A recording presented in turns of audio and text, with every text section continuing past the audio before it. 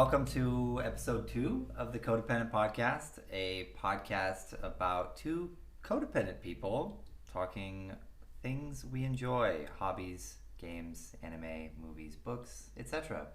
My name's Mac, and I'm joined by my wonderful co-host, Alli. Hello. How's it going? How does it feel to do...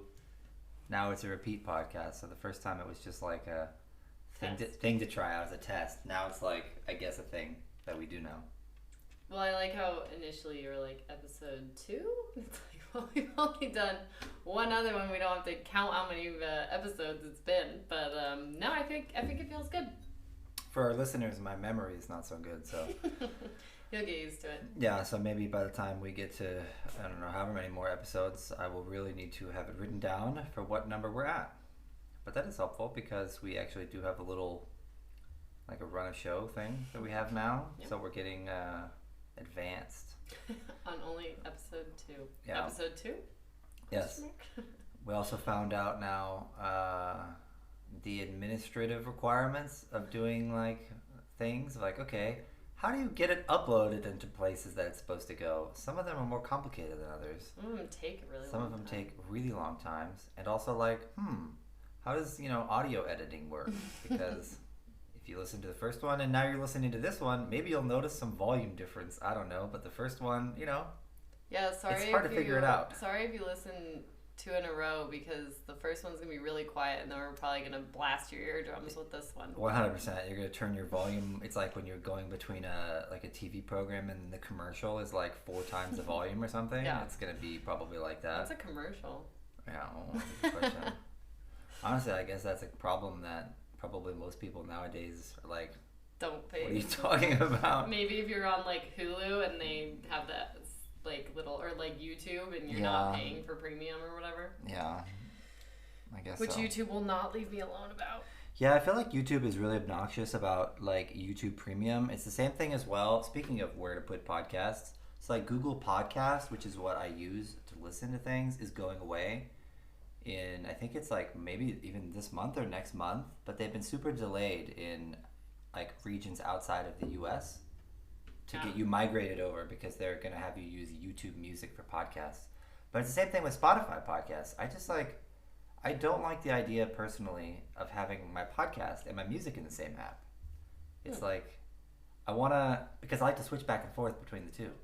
So I want to be like listening to some music, and then I'm like, I want to listen to a podcast, and then I want to keep my place in both spots. So you can just jump back. So I can just jump back and forth, but it's like it replaces it when you're listening to music. Yeah.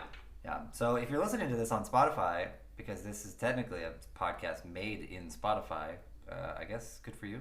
But yeah. Sorry we interrupted your music. Sorry we interrupted your music if you're listening to some music right now. But thanks for listening to this instead, if you are. What have we been up to since last time? I mean, it's only been it's been like a week and a half ish. Yeah. Has it been 2 weeks? When did we record the last one? I don't even remember. We recorded 2 Wednesdays ago, I think. 2 Wednesdays ago, so it's been 2 weeks. I feel like we've had a couple little things going on. Yeah. Well, we didn't record last Wednesday because we don't quite have like a rhythm yet, but also because you I was about to say you was. I was playing Magic the Gathering for the first time last week, which I also played again this week. A friend of ours, Rasmus, maybe if you're listening, has been trying to get me to give Magic the Gathering a shot for a little while, with him and another friend of ours, Shabby.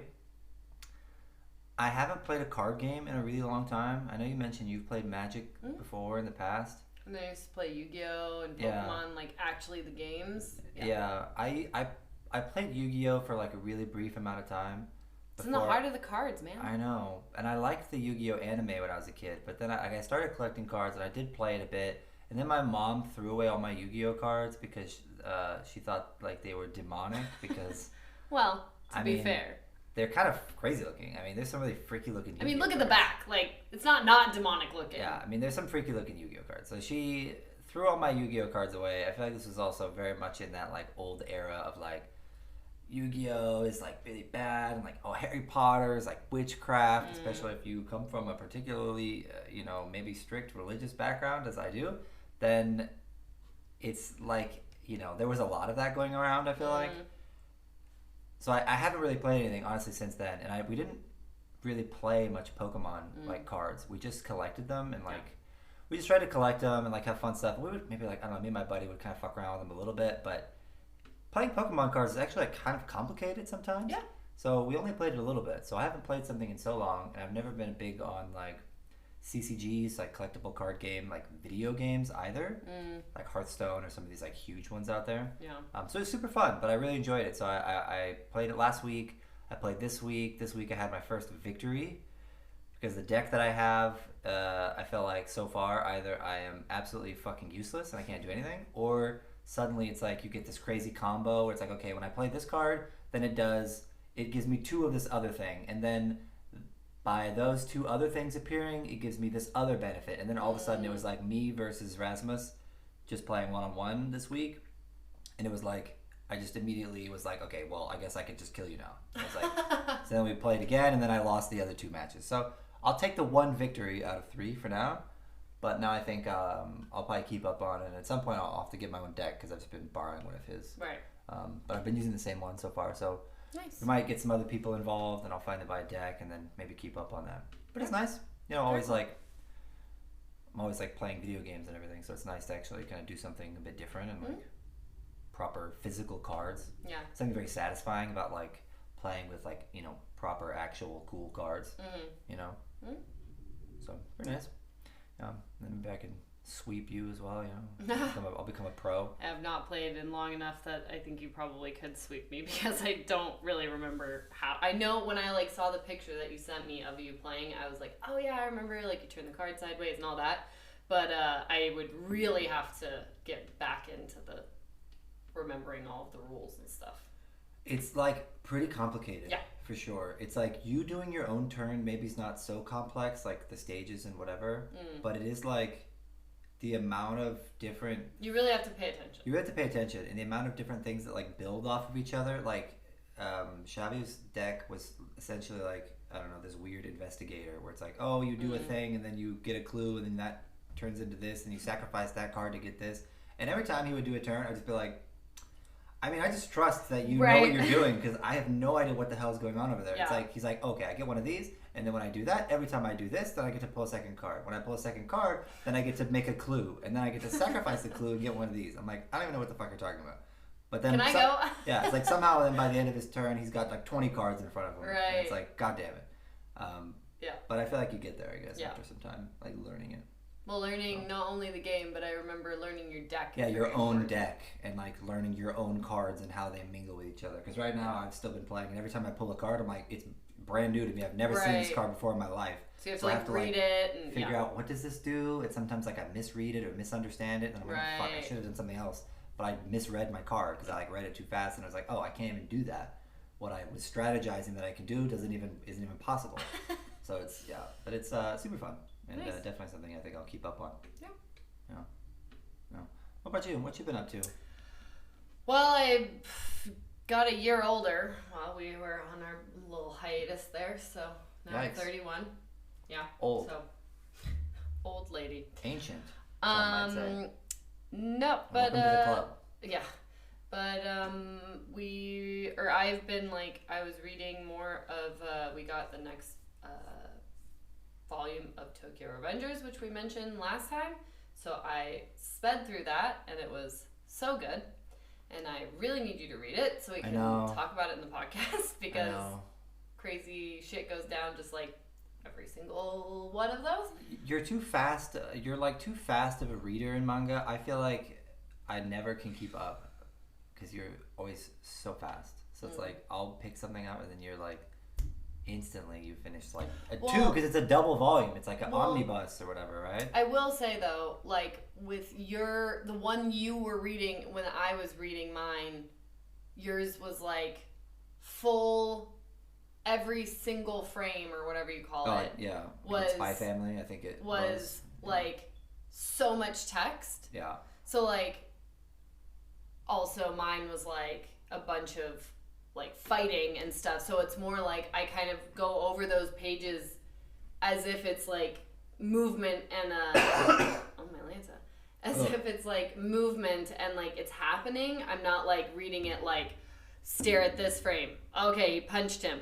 Okay, stare at this frame. Okay, he fell back. I like kind of skim over the page when it's these kind of like action-y ones to kind of get the flow of what happened, not like, okay, this frame says pow. Okay, this frame says oof. Okay, that like I read it as if it's happening kind of thing. So I think that one definitely I really speed through because it is more action going on than like than a bunch of dialogue and monologues and stuff. So yeah, I feel like that's kind of like when I'm reading Chainsaw Man. I feel like compared to Spy Family or even Tokyo Revengers, I feel like is pretty dialogue heavy sometimes. But I just went through and very much enjoying picking up Chainsaw Man again because I think I mentioned to you, I know you're in progress on reading it, but the first 11 volumes when I picked it up, that was all that was out. Right. And that was like, it's done. So I'll just get to pick something up, read it, and it'll be done. No. That'll be nice because it's like, it's sometimes a chore sounds like a negative thing because it's fun, but it's a lot of work like keeping up on it when it's like, oh, it's nice. I kind of would like to be able to read something and finish it and be done with it as opposed to like constantly new volumes coming out. But then they actually said like, oh, that was only part 1. Now there's a new arc and it's like part 2 or whatever. So I finally picked that up and read volumes 12 and 13, which were really nice, and that is definitely one where it goes a bit faster because I feel like there's like manga where there's always a lot of dialogue, they have a lot of things to say on like every page, a lot of exposition and whatever, right.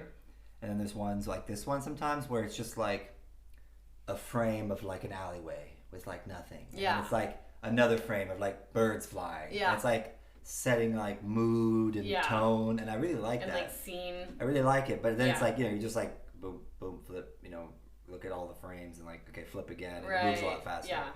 But so far I'm really enjoying it. So nice. The second part, it's not spoilers, I won't give spoilers on that, but the second part essentially starts out following kind of like a different person. Yeah, you were saying. Which is cool. So it's like, oh, okay, so it's like kind of the end of the first one like is super crazy. The whole last couple volumes are all completely insane. And then this one's now kind of starting at kind of like a new starting point as opposed to like an anthology but in the same. Yeah, it's like still connected and like it's connected. It's not like it's totally different or whatever. I mean, it's still called Chainsaw Man, so I won't give any spoilers, but it's still called Chainsaw Man. So it's like, but it's following a new character, kind of like it's just like, okay, a new starting point. Almost like, I don't know, for like a Naruto, like kind of starting over again with Shippuden or some of these. But I'm really liking it so far, so I'm looking forward to continuing it. But I don't think 14 is out yet. I like how we are committed to not spoiling it for each other because, like, we're going to read each other's manga, but then, like, whenever we're finished, then we're like, spoilers! And we're, like, spoiling it for people listening. Well, exactly. But they can press a button if we ever figure it out. They can press a button to skip to a new time code or skip 30 seconds ahead. I can't do that when you talk. With you. Exactly. We're talking about some of your games sometimes. Exactly. You can't skip 30 seconds ahead in my, spiel about the background of a development studio that made this game that you asked me a question about and did not realize that I would tell you about their history as a studio. Also, one thing that I've been reading, additionally to Tokyo Revengers, because I sped through that, I also started a new manga called Girl from the Other Side, and it is very nice. I'm very much liking it. Is there like a spoiler-free sort of synopsis or something you can give me? Like, what is it kind of about a little bit? And also, do you think I would like it? Like, should I read that as well? I personally, at the moment, I think you would be like, this is not super interesting because it's not very, like, the pace is not very fast. It's very, like, slice of life, but even slower. Okay. Than, like,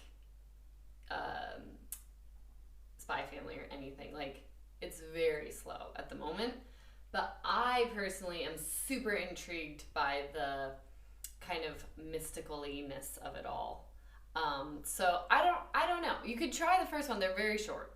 Okay. But I really don't know if I could give you like a proper like synopsis of it, because I don't know what I should say. Because it's very like, yeah, I don't know. Let's see. The girl from the other side. Let's see. I just looked up a little synopsis to see. Yeah, see right here it says it's like who it's illustrated by and all of that, but it doesn't say like what it is, because I think it's kind of hard to talk about it without giving away some of the things that happen like right away. So I think I won't really give it away, or I won't really. Wait, here's plot. Let's see. Well, plot definitely seems like spoilers, right? Yeah. So I would say basically, like, what I can say is it's about a young girl, like maybe 6-ish. Okay. And then there's this like creature that she's living with, and it's like them interacting, and then you start to kind of understand like about the world through the context of like their interactions and like how they talk to each other. There's no like setup at the beginning of the book or anything. You just like, she's in a field by herself, and then like he walks up and they just start interacting. And so then you start to understand through like them talking and through his inner monologue like what's going on in this like kind of medieval time. Okay. He's like a dragon-looking kind of thing. Is that right? It's like a black or a weird being. horse thing. I don't know. It's like I don't know. He kind of has a beak. He almost kind of reminds me. He kind of reminds me of what's his name's Shadow Monster. Shadow like Monster. or Shadow thing in My Hero Academia. Oh, fuck, Yeah, what is his name? The bird guy. Yeah, he kind of reminds me of Okay. his Shadow thing. Okay. But anyways, so that's all I'll really Dark say. Shadow or whatever. Yeah, he calls yeah. Him, right? Yeah. But that's all I'll say about that. But basically, it's them, like, yeah, living together and stuff, and then you start to kind of understand what's going on in the world through them interacting. And again, like I said, his inner monologue also, because he talks to himself quite a bit, because she's so young and he's trying to hide stuff from her.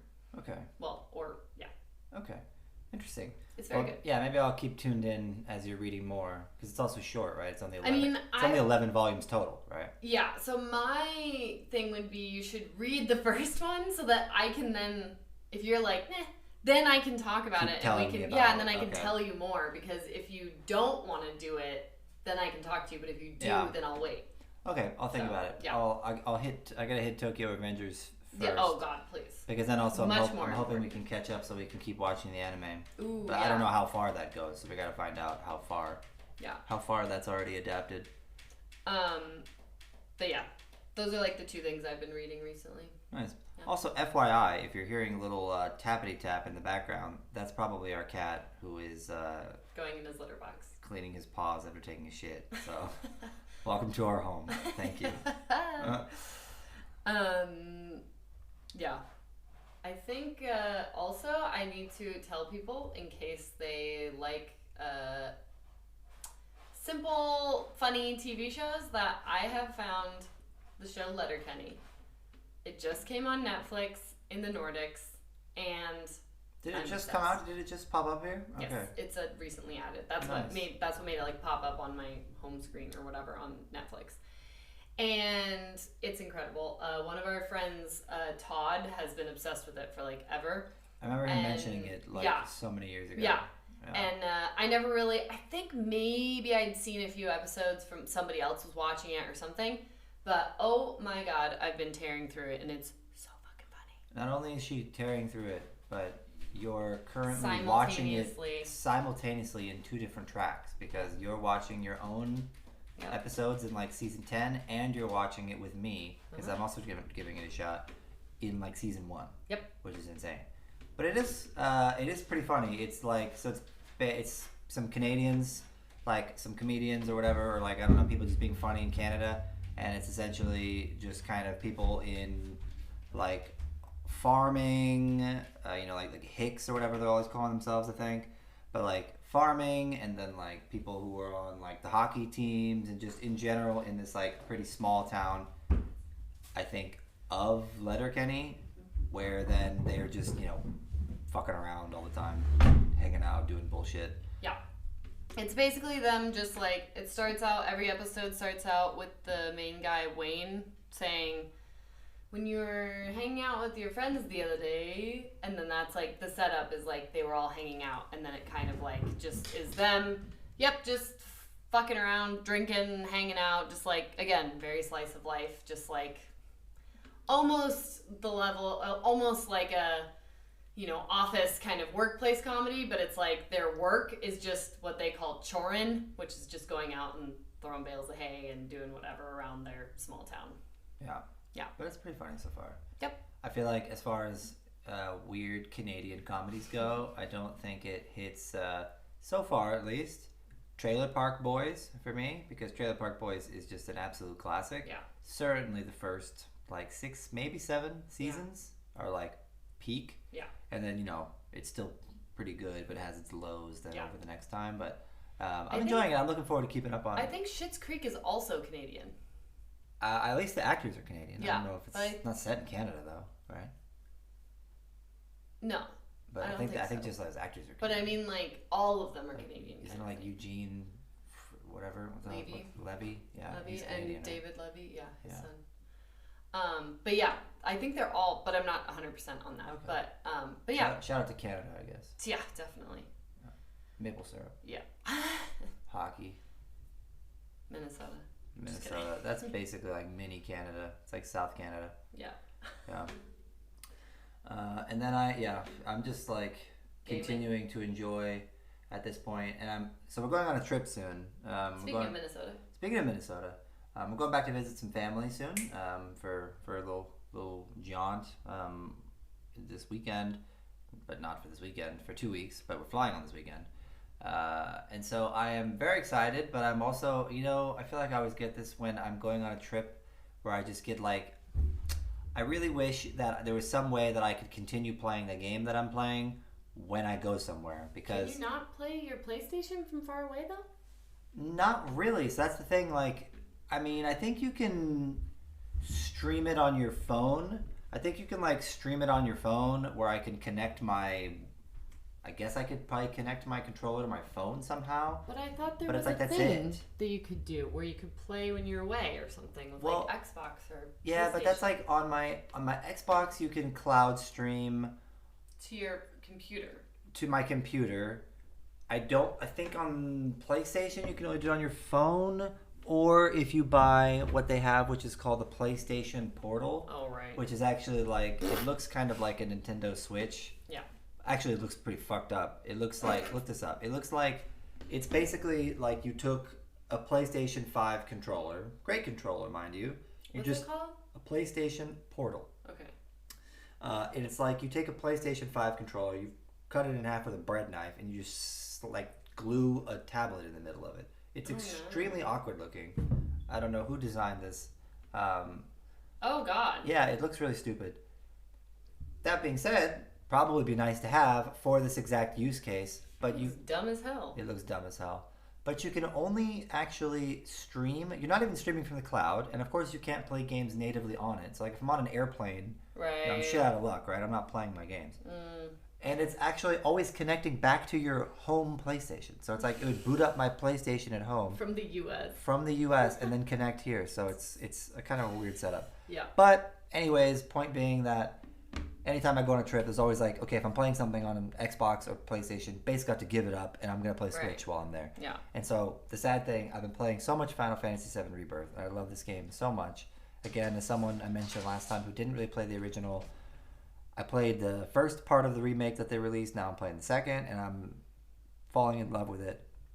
Where I feel like the most interesting thing about this game so far is that I feel like plot-wise, I feel like nothing has happened almost in this game. Where it's I'm just I guess spoilers for Final Fantasy VII Rebirth. If you want to play that, you should.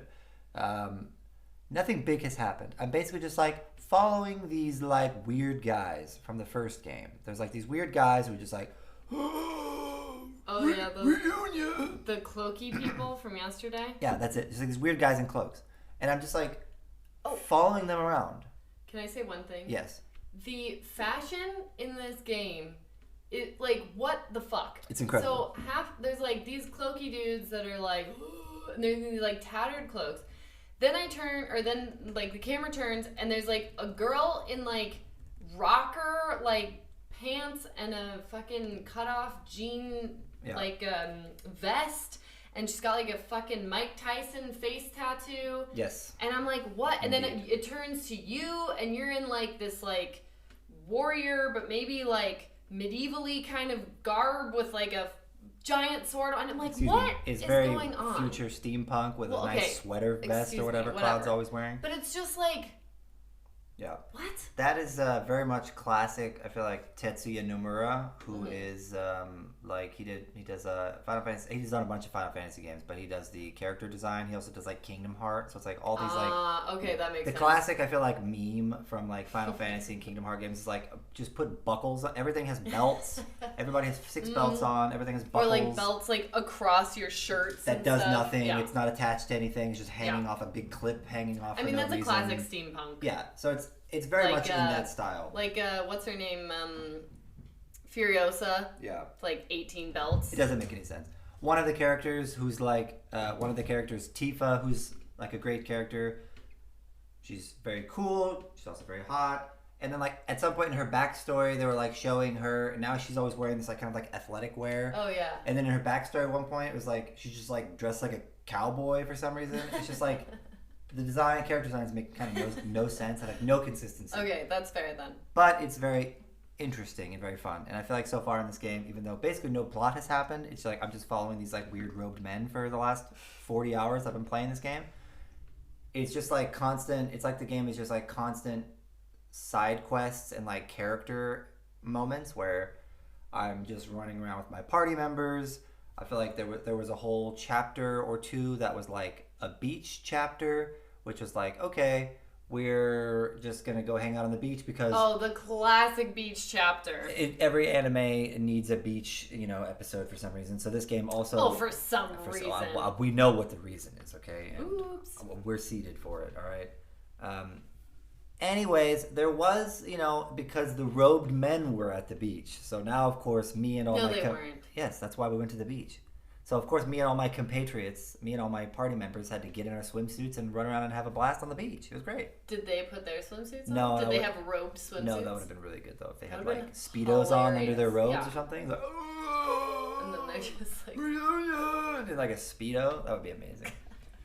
But yes, this is an amazing game. I'm very excited to keep playing it. Now I'm in a chapter where like I was in a casino and it was like, oh, my friend like was like, oh hey, like let's go hang out, because you have like, as you do stuff with your characters, you kind of like get points of your relationship or whatever with them. Right. So then like, oh, your highest one in this chapter, you'll go on like a little date with them around the casino and like play games. So I spent like a couple hours like running around playing mini games. That's and I'm awesome. Like, I don't know where this game is going, but I'm here for it and I'm really enjoying it, even though I'm gonna have to let it go for now. Yeah. So what you were saying originally was like you won't be able to play that on vacation. So what will you play? What do you think you'll play?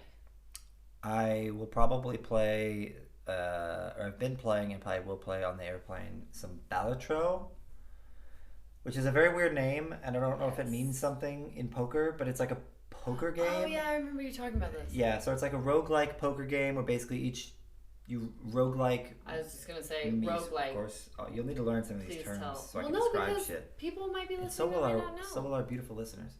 So rogue is a type of game, or it was a game like Rogue Legacy. Mm-hmm. It was a game, and basically the idea and why things now are called like roguelikes or roguelite or whatever people always say now is when it has this certain style that like you're doing essentially like a run-based game.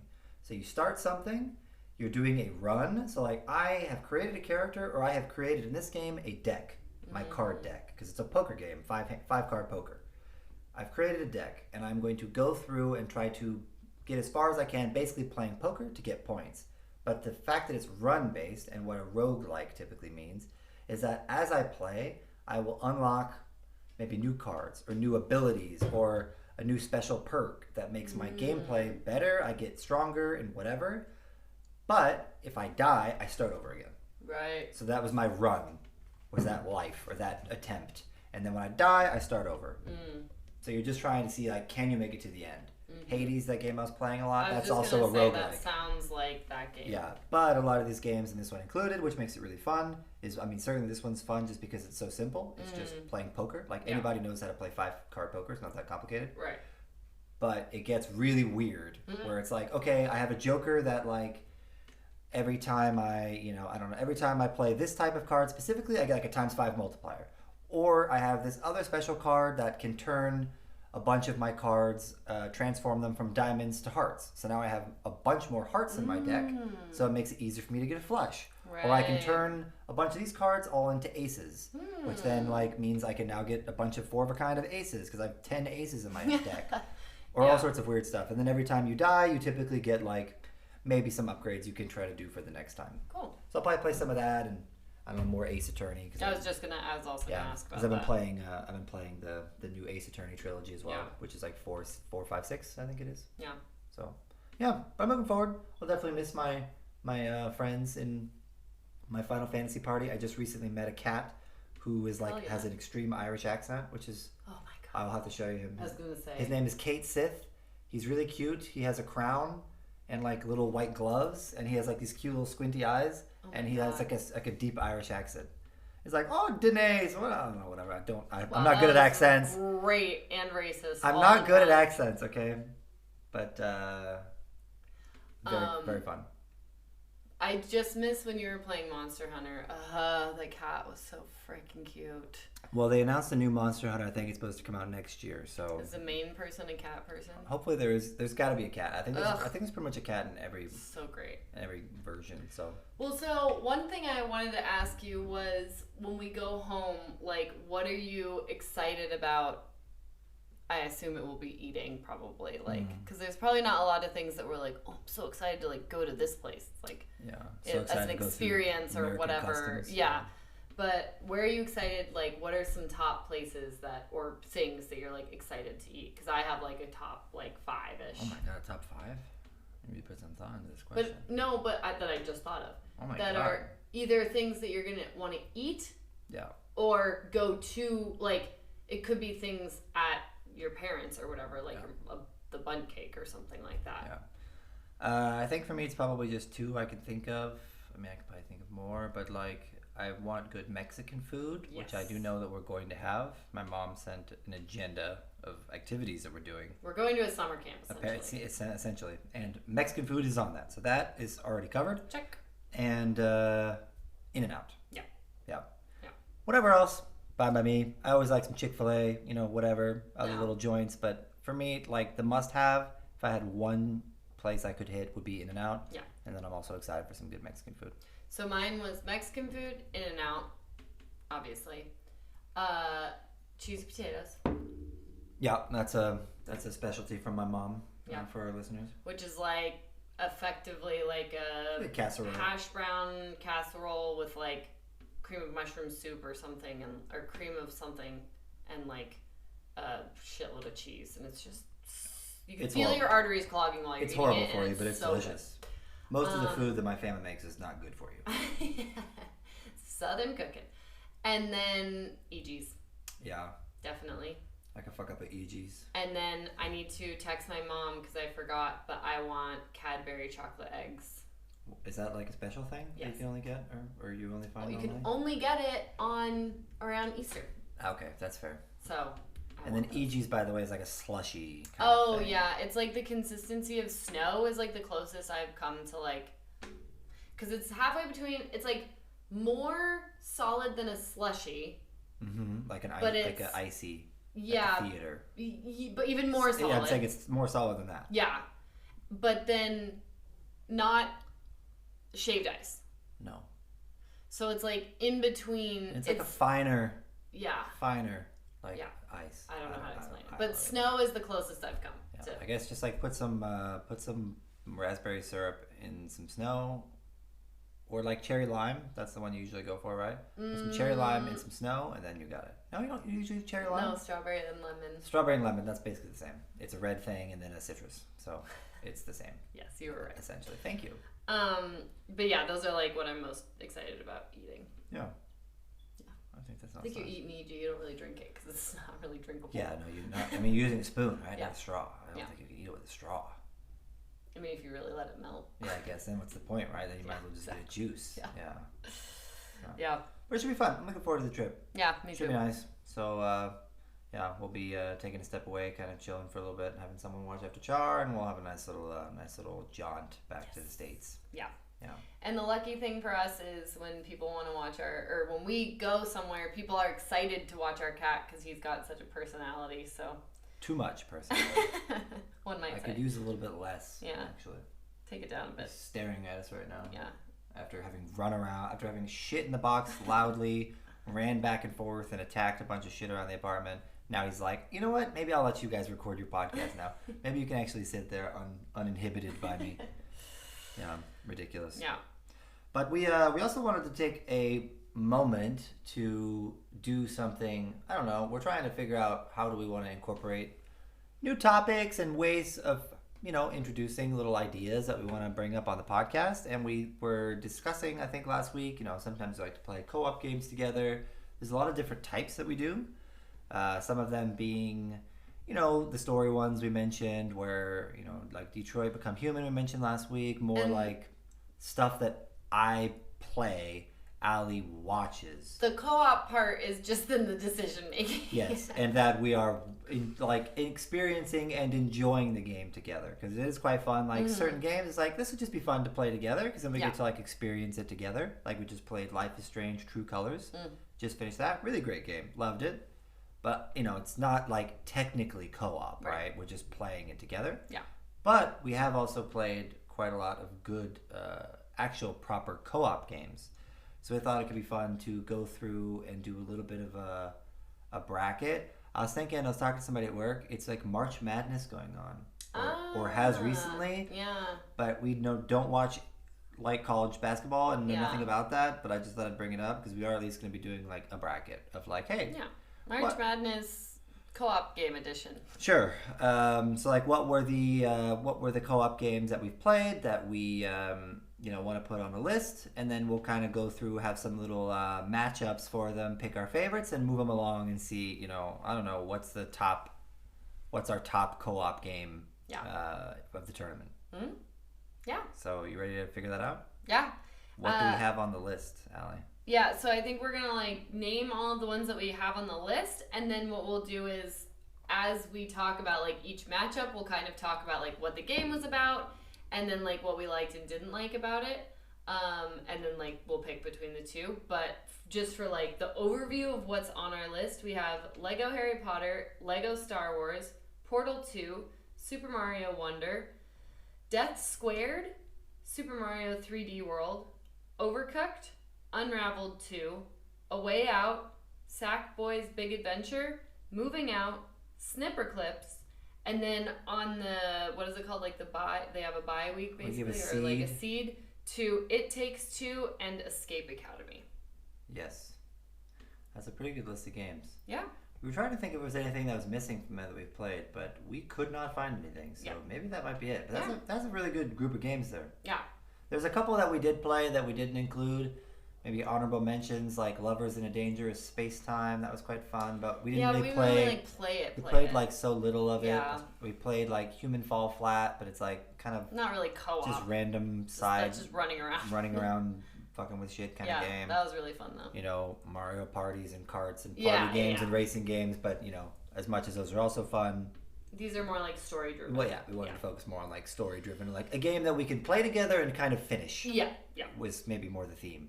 Not that we always finished all of these. Not together. Not always. But we'll get into that. So we have Lego Harry Potter and Lego Star Wars.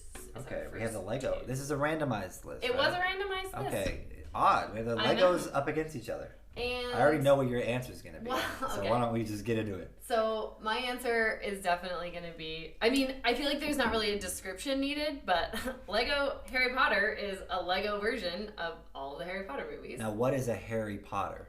Is that someone who works It's a really hairy person. Yeah, and then he makes pottery. Okay, so Swayze from Ghost. But super hairy. I think he's pretty hairy. Yeah. A little bit like Wookiee level. Okay, Wookiee level hairy. Yeah. Okay. Yeah.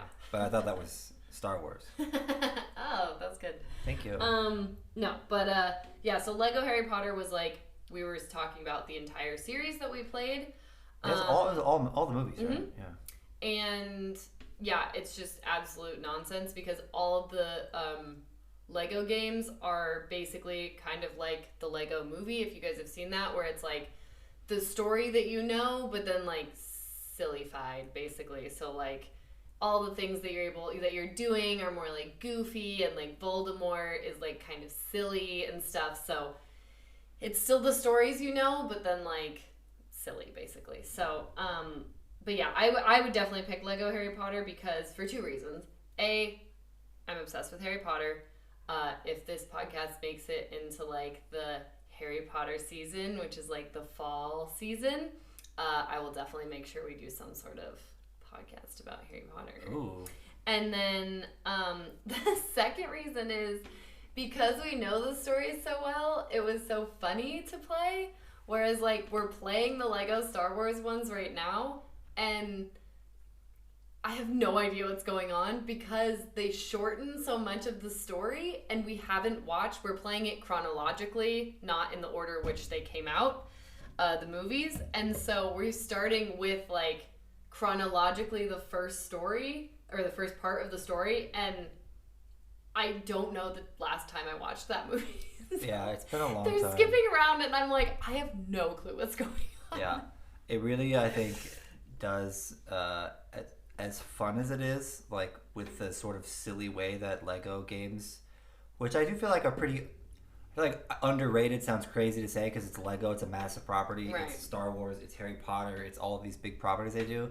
But like, I don't know another person that's played them. I feel like these games that are probably usually marketed for kids are super fun to play. Like they're just hilariously fun. They're so stupid. They're very simple, but like they have like cool mechanics and like they're just a good time. And a note from somebody who isn't a very good game player. Again, it's really fun because you can participate. Yeah, they're not like so complicated. Yeah. But I totally agree. I would also pick Harry Potter because as much as I think like the gameplay in the Star Wars Skywalker Saga, which is the one that we're playing, that's the newest one. I think the gameplay is like more advanced and more interesting, like because it's like the newest. They like did a full remake of all 9 movies, which is crazy. So I am enjoying it, but I do feel like, I mean, yeah, I like Star Wars. I'm not the biggest Star Wars person necessarily, and I think also because we haven't seen the movies in so long, it does. I feel like it really is made for people who are big fans of the movies. Where when you're playing it, it's like it's moved so fast between stuff. I'm like, I have no idea what the fuck is going on. All I know is that like, you know, this person just like died, I guess, or maybe they didn't because it was a joke, and then it's like, oh, and then Jar Jar Binks is just like an absolute so annoying mongrel running around like a crazy person the whole time. So it's a good time, like, but it's not, you know, it didn't quite hit like it hasn't been hitting so far like Harry Potter did, but that's also to be expected. Choose Harry Potter. But what's the next matchup we got? So the next matchup we have this one's tough. Is Portal 2 and Super Mario Wonder. I'll start on this one. For me, both of these games are excellent. Super Mario Wonder, I think, probably one of my favorite 2D Mario games in a very long time, since maybe like Super Mario World or Super Mario Bros. 3, like some of the classic and SNES ones, because they had this whole series that they started on like the Wii and the new Super Mario Bros. Or whatever. It was always just like fine. This one I feel like is the best 2D Mario game in a long time. But I do feel like, as much as I love Mario, playing a Mario game and like a 2D Mario game in co-op is a worse version of just playing that game. Yeah. As much as it's like, oh, it's fun, we can just play with it together and it's like fuck about, you know, whatever, and try. It's like, it just doesn't really help necessarily. It just makes it kind of worse. So like, this was a game we started playing in co-op, and then at a certain point it was just like... This is the one where I got kicked out. I just like finished it myself because like one, it was like I wanted something to play on my Switch anyways, just while we were chilling, and two, like at a certain point, I think we mentioned this even last week, it's just like I'm just running and you're just stuck behind, or you're up and I'm down, and it doesn't really work. So for me, the answer is Portal 2. Portal 2 being, you know, obviously a classic, Portal 1 being so amazing, and then them coming back and making a game that's even more amazing, and then putting in co-op and being like, now you can fucking play it with somebody. It's so good. I love that game. And the puzzles are just like, they really start to get really crazy as well. But it's so satisfying when you solve it. I think I would definitely agree, because as much as I really did like Super Mario Wonder, like it was so much fun, and like finding little, like you find the seed thing and then it's like crazy. It's like really cool. They like invert the colors, and like it gets really crazy, and like cool graphics and stuff, which I really liked, because I also really love like just the Super Mario world of like everything's got like faces and flowers are talking to you and encouraging you and like all this stuff. It's like so cute, and like all the little people that you're helping, and they like, here's like a little flower for helping us or whatever. Yeah, super like cute. It's so cute. But yeah, you can definitely I start to get frustrated, but also I can see that you're like getting frustrated, and it just at some point it's like, okay, like time to be done kind of thing. Yeah. And then the Portal 2, basically everything that you said, like it's so much fun, and like it is really complicated, but it's not, to me, the puzzle solving part is what's fun, because it's not about having to like maneuver and shoot and stuff. It's about like getting yourself in the right position and like solving the actual puzzle, and not having to be able to like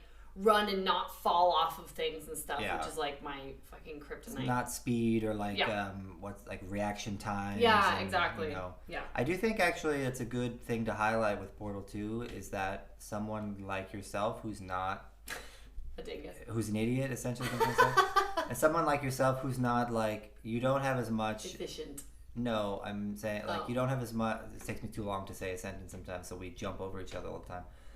You don't have as much experience using like dual sticks, right? Moving and doing 3D camera movement all in the same flow, like especially like at a high pace. But I do feel like Portal 2 is really good for that, because like you said, it's like, hey, you know, you need to aim and kind of get over and shoot a portal onto that wall.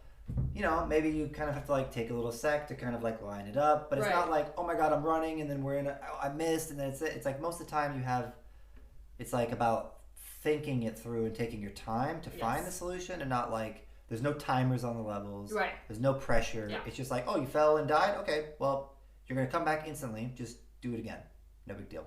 So very approachable. I think is nice. The next one is actually one that I would also compare to Portal 2, which is Death Squared. Ooh. And then against Super Mario 3D World. Okay, this is an interesting one. What do you think? Well, as with Super Mario Wonder, I got kicked out. No, you did not. By the end, I believe. No, you didn't. We made it all the way to the end on this one, even to the bonus levels. Oh, shit. But we just never finished the bonus levels. Yeah, that's true. Then they really started I thought I got kicked up. out. Then this one's going to be hard. Oh, yeah, no, now I remember. Because this one's going to be hard then, because I fucking love Death Squared. That was really fun. That game was so complicated. It really made you feel smart at a certain point. Also, I realized we're not explaining very well, like, Portal 2 and... People have to know what Portal 2 is. Mac, but if it's somebody like me, or like my parents apparently listen.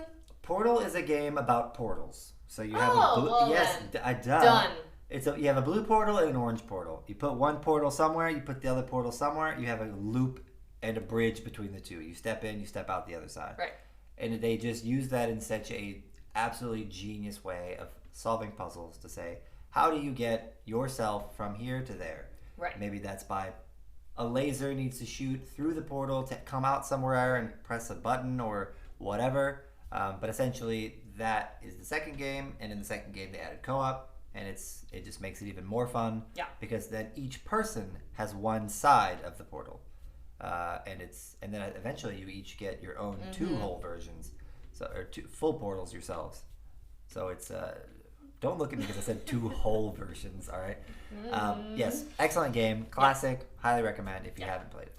So then back to Death Squared versus Super Mario World 3D. Death Squared is basically a blue cube and a red cube. Yeah. And you both have, I think, like an eye. Or something.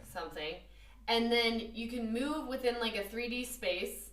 And you have to, basically the same thing, like move yourself into a certain position so that you're pushing a button, and then so the other person can get brought over to this area, and it's like, and they start out super simple, so we were just like tearing through like the first 10 levels or something, and then by the end we finished the last one, and I think it was like 5% of people or something finished it. Yeah, it was, because it's really fucking frustrating, and it would take us a very long time by the end to solve some of those. It really started to get complicated because the goal is very simple. Yeah, it's just like end your two cubes on these two colored squares. Right, like and the red one on the red one and the blue one on the blue. Yeah, but getting to those squares starts to get so complicated because then it's like, okay, on top of my head is a laser that's always aiming at you. Yeah. So if you come out from behind a wall or something, my laser will kill you. Yeah. So there start to be all these really weird conceits that you have to figure out how to get around in order to get to the end of the level. And then alongside that, there's like kind of a weird, cute little backstory that was like it was super the cute. office workers were doing like simulations with the squares. That's what was going on. And they're like, you're like gaining consciousness or something. I don't know, it was really weird and kooky, but very fun. But yeah, so for me, 3D World being a co-op, Super Mario 3D World being a co-op available 3D platforming or Mario platforming game, this time in 3D as opposed to 2D side-scrolling ones. This one was actually 3D, but the levels were still like fixed camera angle, start and finish of a level, similar to like classic Mario, but in a 3D space. And that's where they also, I will say, does need to get some points. Super Mario 3D World is where they introduced the Mario catsuit. I know. And that does deserve some praise and some credit. It was so cute. Because Mario in a catsuit is a new classic, I would say. Dude, Toad in the cat. Toad in a catsuit, perhaps even better. Yeah. All right, where you going? Where you leading? I'm gonna probably say Death Squared. I would say Super Mario 3D World. Okay, so I guess give your what are your points that are gonna sway me? Catsuit, Toad in a catsuit. Toad in a catsuit, Mario in a catsuit. No, I think for as much as I was bitching about Super Mario Wonder, and I do feel like we do really like puzzle games, with obviously quite a lot of these are somewhat puzzly, to be honest. I do feel like Super Mario 3D World is the platformer that we've played together that I've had some of the most fun.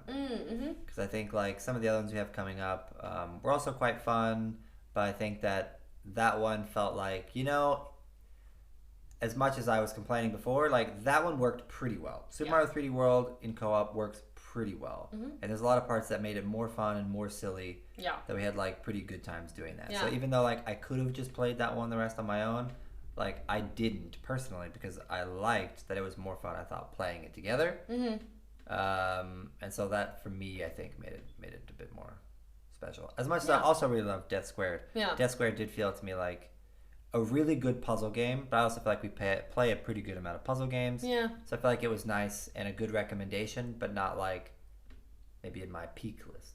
No. What do you think? I will say I agree. Okay. Good enough argument. Speaking of puzzle games and platformers, here we are with another matchup. Next one's being Overcooked versus Unraveled 2. So Overcooked, also I would say a co-op classic, where you are in groups of either up to 4 people. Oh my god, I can't even imagine Playing with 4 people. Though I think I feel like the only way to beat the game is with 4 people because oh my god, this game gets so difficult at a certain point. Because it is essentially you running a kitchen and you're taking orders in a restaurant or whatever. So it's okay, someone wants a burger.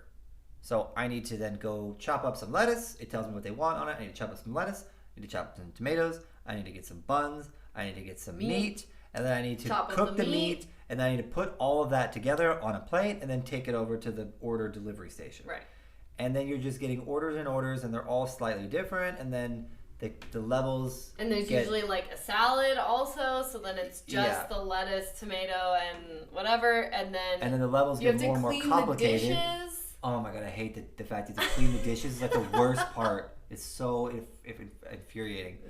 And then the levels just get more and more weird and complicated. It's now you're on a truck and you have to throw 2 trucks and you got to throw. I have the meat on my side. You have the grill. The grill, so I have to throw it over to you. So it just gets insane. But it is really, really fun. And this it's is so like good. the epitome of everything I hate about video games, which is time pressure. Yeah. And running across skinny things. Yeah. Because I always fall in. Yeah. It's a bit rough. But it's a very, very fun time. And it is like I feel like it's one of the classic modern co-op games these days of like the idea of like, oh, do you want to play a co-op game where you're going to like hate each other? It's a perfect one because you're just like, you're oh just, my like, God, screaming. Why are you fucking making tomatoes? This burger doesn't have tomatoes. I need you to chop lettuce.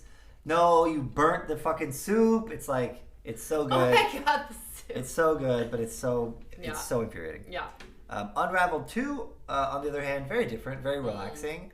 A game where you play a game by EA, sequel to the first game, where they also then added co-op, where you play as these two little like yarnies. I think they're called like a yarnie. It's like a little yarn person, and they're very cute.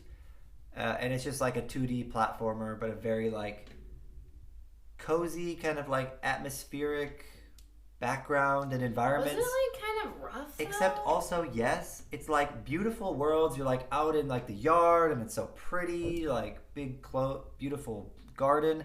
But then there's like all this weird little like story stuff that's going on in the background that's like, it's like something about like maybe a family and like then like a kid is like dying or something is happening. I don't know. Yeah. I can't remember. There's like some weird subplot that's going on in the background of like in the world that you're in that I did not quite understand having played through this whole game. I was like, something weird's going on back there. I was like, I don't know if I want to know. Yeah, I don't know. I want to know, but it was it was quite fun. But I don't know about you. I'm taking Overcooked. I'm gonna take Overcooked because other than me falling off, like we're both equally like insane at that game. Yeah, it's... Whereas Unraveled, I do remember is one of the first games that we played that was like a story version of co-op, and I kept getting really fucking frustrated because I'd be trying to do something and you would just keep going and then you just like drag me with you. So I wouldn't even get to try to like swing across the thing. You'd just be like, here, just yank me over here. And I was like, no, I want to try. So I'm going to take Overcooked as well. Just get good, all right? Sorry, Okay. I don't know what to tell you. All right. So our next two, the next two are A Way Out and Sackboy's Big Adventure. So A Way Out is from... I do not remember the studio's name, okay. but a very cool video game studio actually in Sweden. That we actually have two games in this bracket, or in this... led by Joseph Ferris. He's like a pretty popular guy in gaming now, but they've pretty much always focused on like co-op games. So they did Brothers: A Tale of Two Sons, which we're actually going to play soon because they just remade it. They did A Way Out, and then they also did It Takes Two, which is another one we have on our list for later. But yeah, this game was the one with the prison break. So all their games are like forced co-op. You can only play it in co-op. Yeah. Either split screen or online. And it's, kind of very dynamic in how it works. Sometimes your screen gets bigger and the other person's gets small, depending on like who's doing what. And it's basically like two guys who are kind of like friends but hate each other or whatever, and then they're trying to get out of jail. Yeah. But I won't give spoilers, but it's a very, very, very fun game. I would highly recommend this game. The only thing I will say is at some points in the game, it gets very hard for people who are not very good at gaming. Yeah, but it's really fun. One thing cool about this as well is that you can obviously play it on one console if you're sitting on a couch together, but actually all of their games that they have, including It Takes Two later on we'll talk about, you actually only one person needs a copy if you want to play it online. That's actually cool. Really cool. So it's like, because you can't play it alone. Right. So if you buy it and you're like, well, who do I play this with? Right, if you like live alone or you don't have a partner or something. You don't have to like convince your friend to buy it. You can they can just like nice. install it for free and then play it as a second person. That's so cool. Yeah. I appreciate when people do stuff like that. For sure. So definitely recommend it. And then Sackboy's Big Adventure, I think we also talked about this last time, is a like 3D platformer where we are two little knitted or crocheted sack boys. Sack people. They're like these little kind of burlap sack kind of looking guys. They're cuter than we're describing them. It doesn't sound very nice. I'm starting to like describe like the Oogie Boogie Man or something from Nightmare Before Christmas. But anyways, they're very cute, and then you just like run around and go through levels and collect these like orb things that you need to get into the next levels and stuff. And as I mentioned last time when we talked about this game, I really like this game because I was like saving you from dying sometimes, or like bringing you back to life. I felt very accomplished. Like whenever we played, I wasn't like, because sometimes Mac has to be like, okay, I want to play like this game, and I'm always like, or not always, but sometimes I'm like, okay, yeah, I'll play for a bit. And this one was like, oh my god, we've been playing, like I need to go to bed or whatever. So, I really enjoyed this one. But I really enjoyed A Way Out's story so much. Yeah, it's a tough one. What do you think? I think I would go A Way Out. Only. As much as I loved Sackboy's Big Adventure, I do feel like it was like, I don't know, some games are just like, oh, really fun to play. Depending on, sometimes it's just like gameplay sometimes is king, right? Or queen, where it's like, hey, really fun game to play, really enjoyed it, solid all the way through. But then there's some games I do feel like that stand out a bit. That's like, oh man, that game like kind of really left me with something. I do feel like A Way Out was at least that for me, where it wasn't perfect. It had its issues as well, but I do feel like that game was like, oh wow, that was super unique and really stood out for me. That was interesting, but it was not perfect. Like there were certainly moments where it was like, didn't know the gameplay was not always perfect and always great. Some of the writing or some of the stuff was not always like amazing. But by the time it ended, I was like, oh wow, that was really interesting. So I feel like what a cool concept for a game. For me, the story and the concept was great. Yeah. But I think for me, Sackboy is the same reason you liked 3D Mario World so much. Yeah.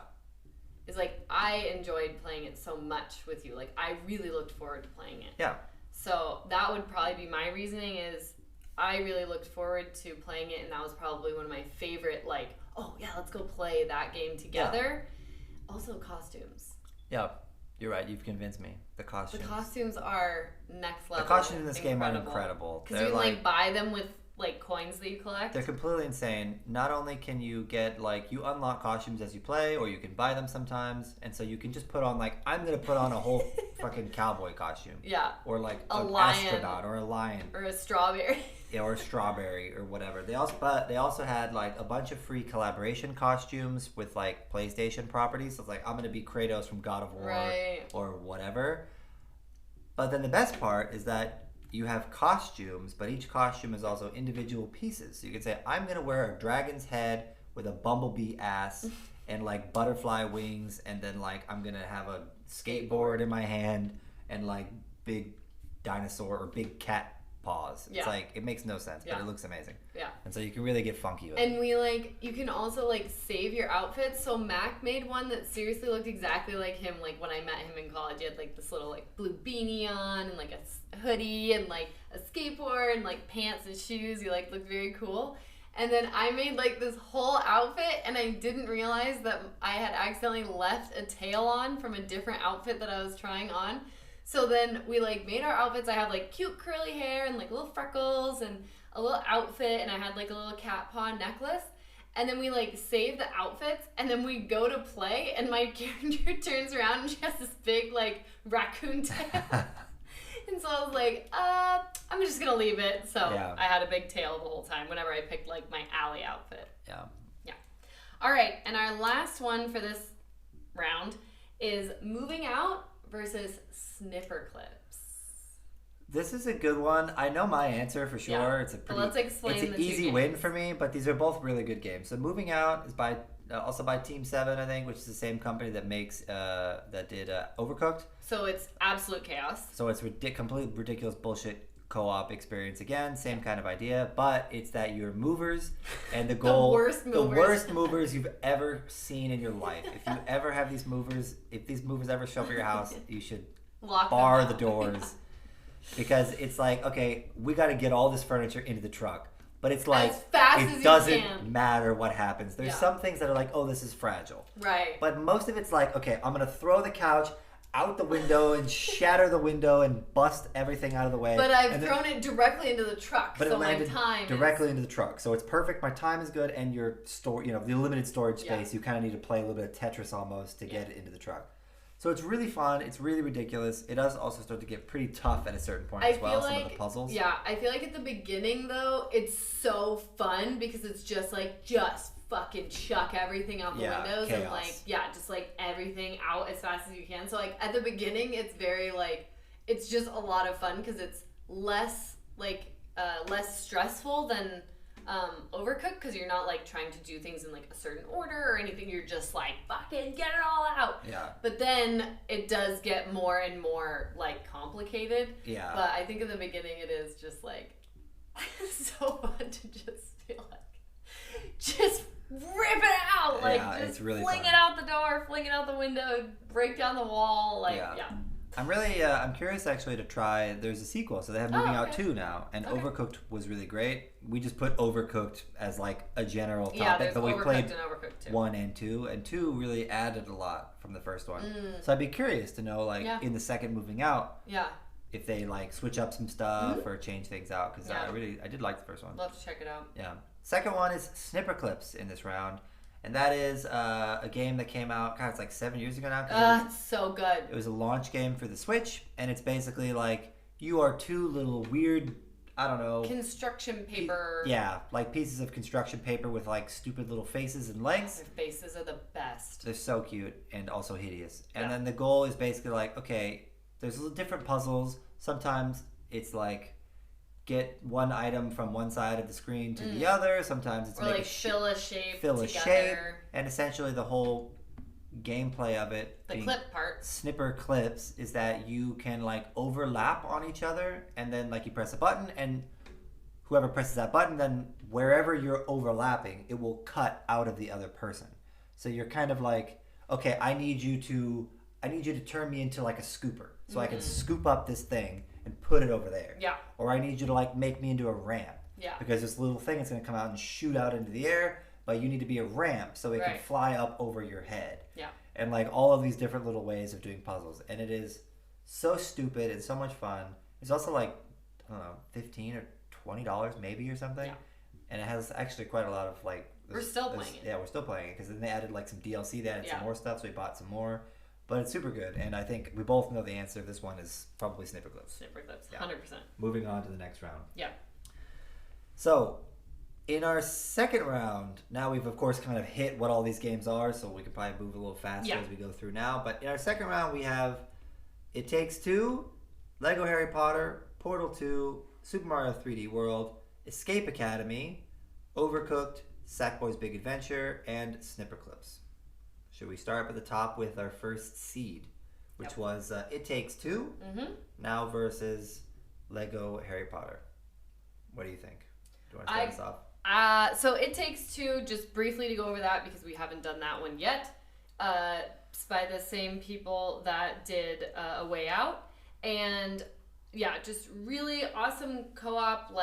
Very much you have to you have different skills in the game. So basically it's this little girl is sad because her parents are getting divorced, or they're talking about getting a divorce. They're kind of separated, and so she's really sad. So then the parents, of course, are mad at each other because they made her sad or whatever. And so then she wishes on these little clay things that she made, and then she cries on them, I think is the story. And then the parents become these little characters, and so then you're running around the world of their home / backyard / foresty area, I think, around their house, and inside of the house also, and then you just have to solve all these puzzles and stuff. And I thought it was a really fun game.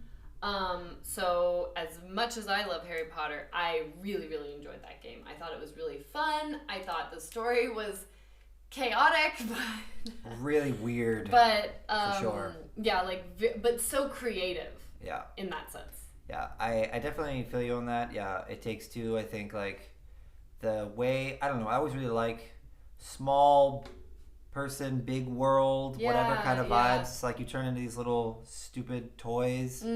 And I think, as much as so it's a story about, like you said, two people who are, trying to get divorced. And I feel no spoilers, but I mean, if you've ever watched basically a movie in your entire life about two parents who are apart, it's gotta get them back together. We gotta get them back together, of course. That'll solve everything. How do we get them to get back together? And It's like maybe they're just better separated. Maybe it's just not for the best. I don't know. But the dynamic in the game is very funny for that. Totally. Of like these two people who you're playing as who just kind of like giving each other shit all the time. But like, you know, maybe then they get softer over time and blah, blah, blah. But it's such a creative platformer. And as far as like 3D platformers go, it's like so unique that like, yeah, like you said, okay, this level you're in this world, this area, the forest, whatever. And it's like, oh, there's a bunch of like squirrels that you're, you know, in battle with or whatever. But then you get these like crazy weapons. And one character has like a you know, maybe you put down something that creates like a like kind of the fuel, and the other one can like shoot a gun that then kind of sparks it. And so you always have these like... You have to work together. One person can't be the dominant, which I love. You always have these abilities that only really work together, and it makes it so much fun. And it's so unique. Like every world's like, oh, this world's like a space world now. This world was like, oh, you're in her kind of play area, which was like medieval themed. And it's like, so it's like a kingdom. It's when you have swords and whatever. Like, it was so much fun. Such a good game. And that also, deservingly so, the year that game came out, actually won the Video Game Awards Game of the Year that year. That was so good.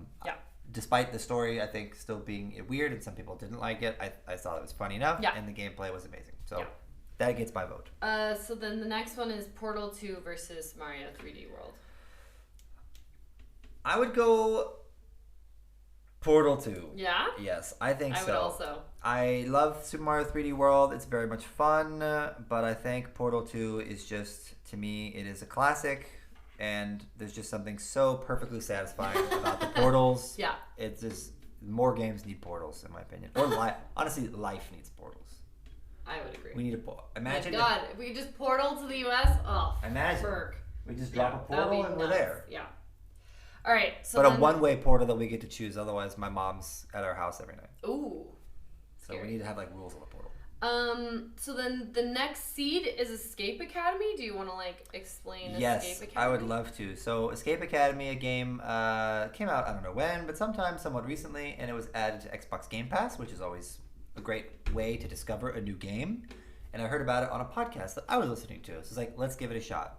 We like escape rooms, always a great time. We like solving puzzles, as we've made clear in this conversation. And Escape Academy is a co-op game where you are basically doing escape rooms.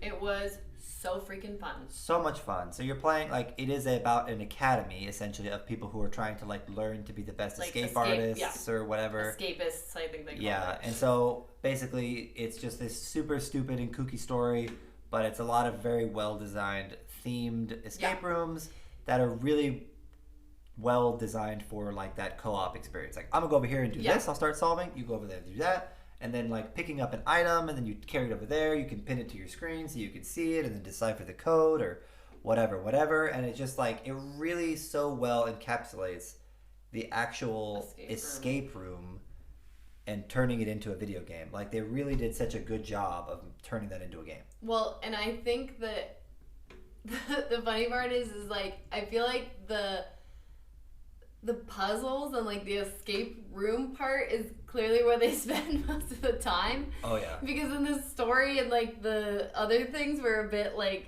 not lackluster necessarily, but they were just a bit like, what the fuck? Like, what is going on? Yeah. So I felt like, but obviously the main, that's not really what you care about, the story. So the actual, like you said, escape rooms and stuff were top notch. Great. So good.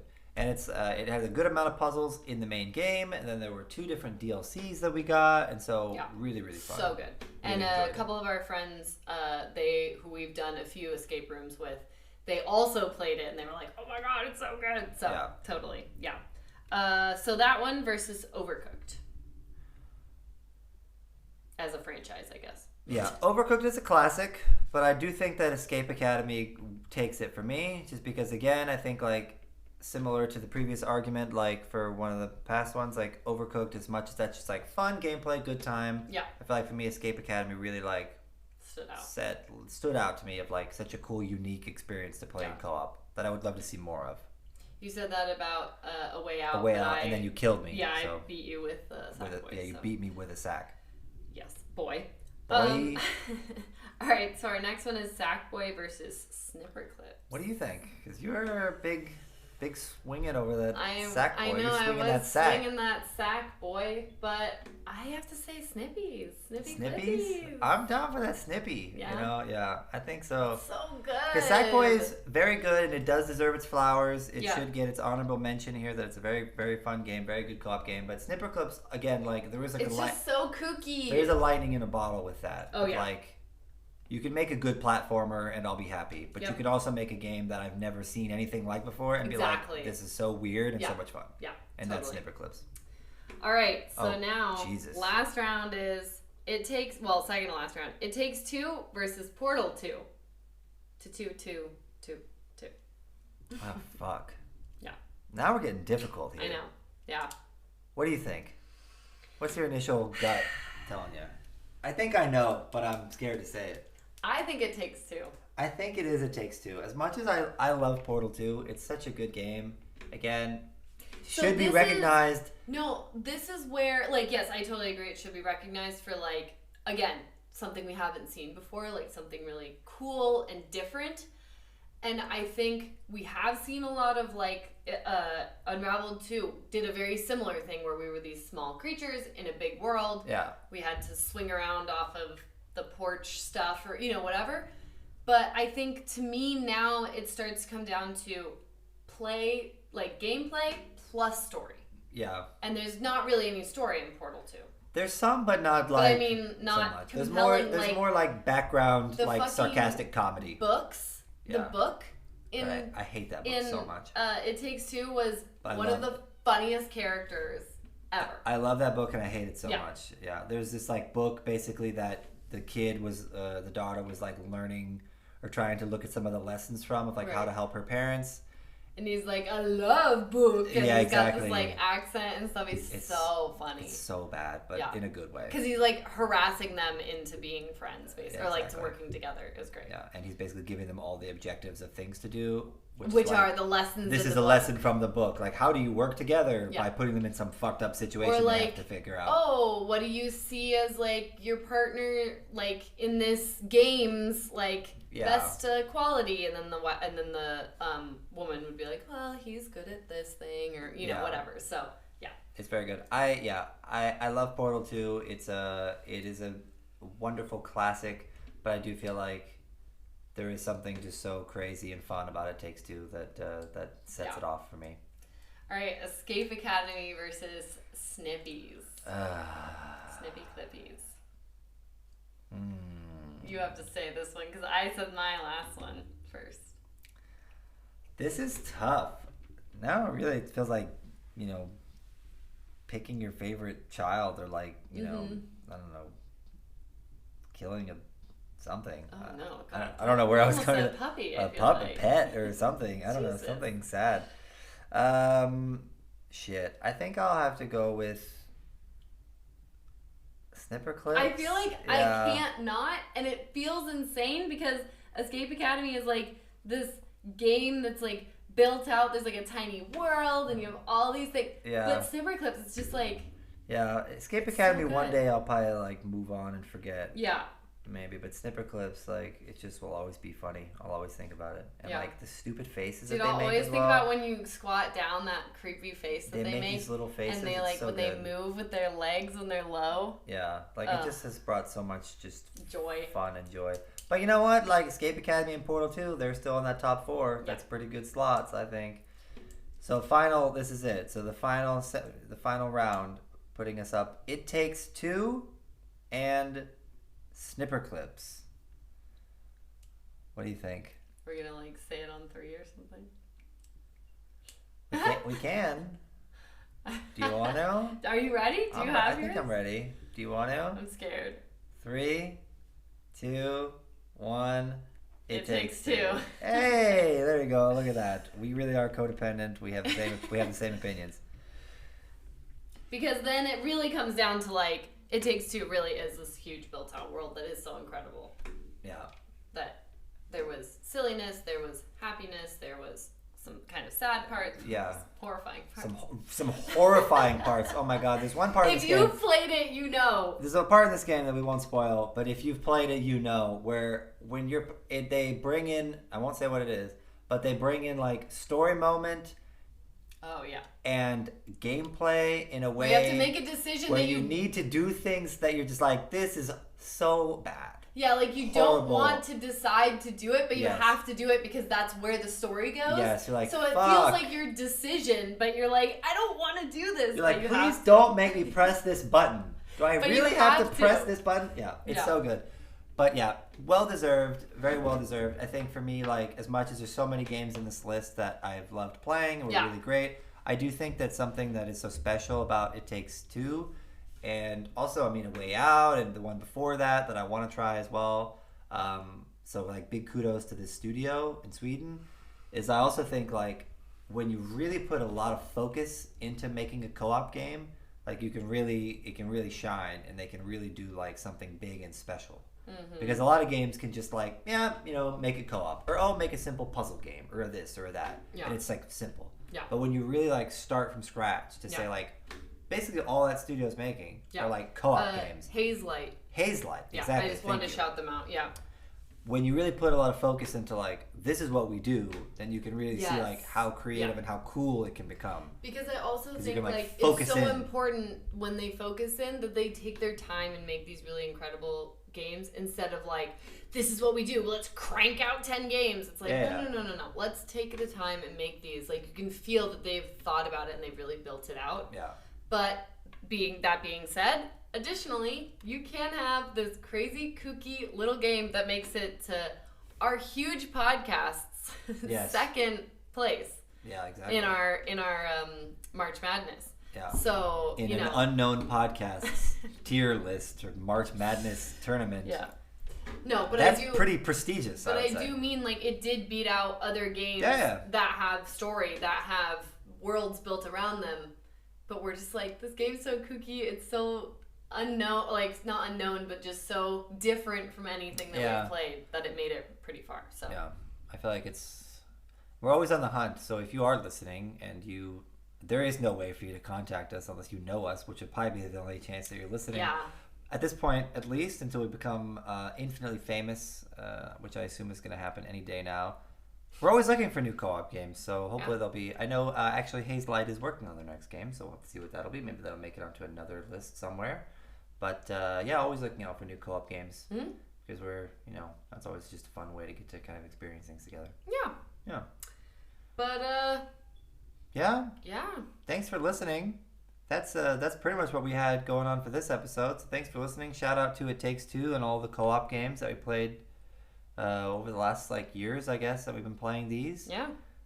We'll keep playing more, and I think something we were talking about when we were thinking about this idea is that we might want to do maybe something similar, or maybe switch it up a little bit about how could we talk about some of our favorite of the other types of games we play together. So some of these big story ones, decision games, just big kind of the cinematic story games that we like playing, maybe what are good games to play with your partner, or good games to play with, maybe someone who isn't going to play, but just fun to play and watch. Way to spend time together. Yeah. Yeah, we got a lot of those because we also really love playing a really good story, kind of cinematic game that we just play together. Yeah. So maybe we can also have a chat about that at some point. Yeah. But yeah.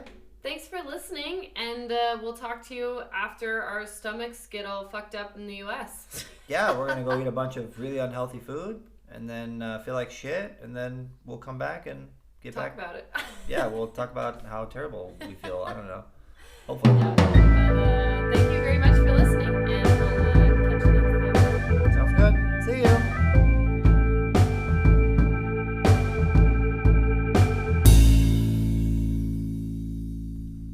So I just realized that you have ended both of our podcasts with "see you," and it's a podcast.